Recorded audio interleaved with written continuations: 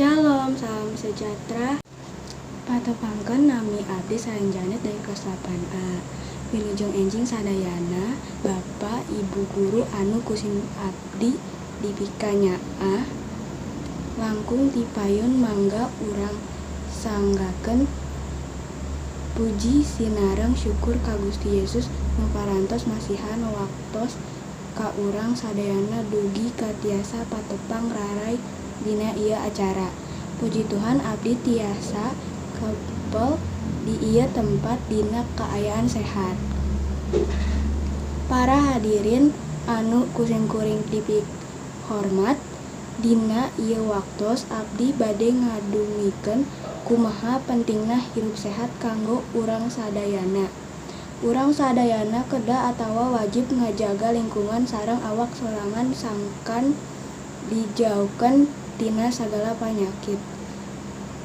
Kumargi kitu urang kedah ngalaksanakeun hirup sehat sadinten ku cara anu sehat oge.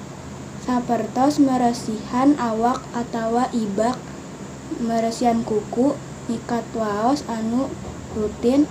Nah eta mangrupakeun contoh hirup anu sehat anu sederhana. Contoh sanesna deui, lamun lingkungan sakola nyaeta urang kedah nyicen sampah kana tempatna, nyidu ulah di mana wae, batuk atawa bersin kudu nutupan baham, sareng ngalaksanakeun kewajiban piket di sakola.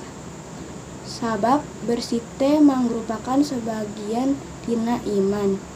Lamun saumpami sadinten urang tiasa ngajaga kaberesihan, mugi-mugi awak urang oge bakal sehat sarta dijauhkeun dina anu ngaranna panyakit, sarta awak urang bakal bersih atanapi jauh tina kokotor.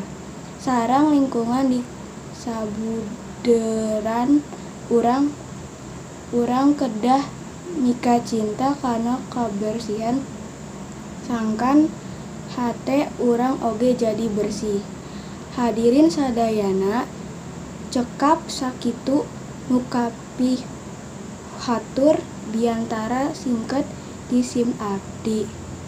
Pamungkas ti abdi bilih aya basa anu kirang antep serahna atanapi kecap anu